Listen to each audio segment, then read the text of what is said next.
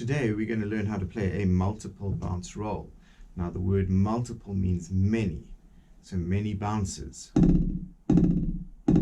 It's also known as a buzz roll because of the buzzing sound, or a press roll because you're pressing the tip of the stick into the pad or the snare drum.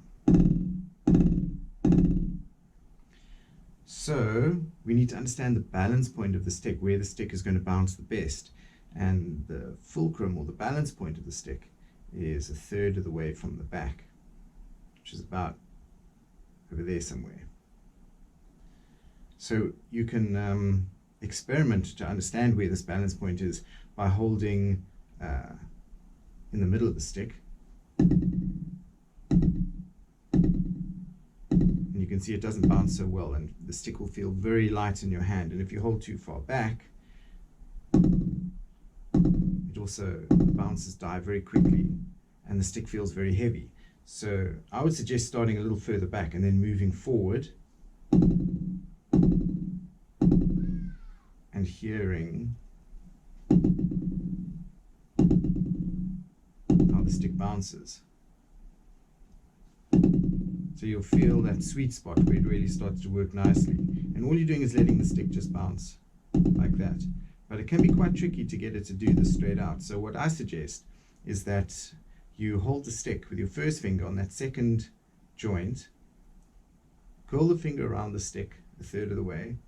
So now you've got the underneath part of your hand and this fleshy part of the first finger holding the stick. And now you're going to turn your hand over.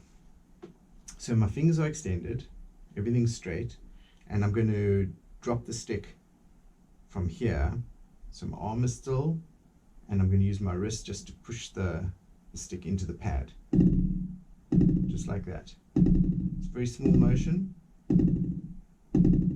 But generally I found that this helps students get to feel the stick bouncing. It doesn't feel great because the stick is going to want to move out this way, and this is where the thumb comes in. So once you can get the stick to bounce, then you want to bring the thumb in on the side like that. So now your fleshy part of the thumb is on the side of the stick.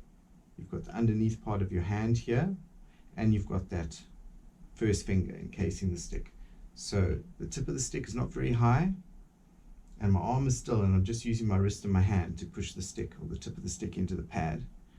And I'm not pushing too hard either.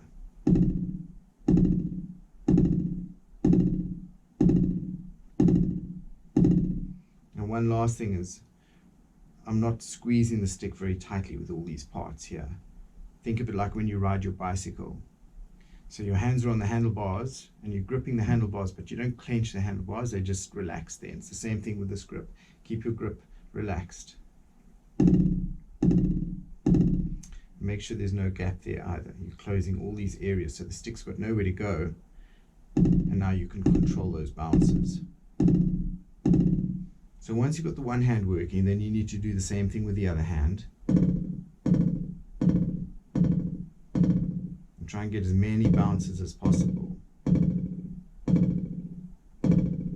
And then you can try and put them together one after each other.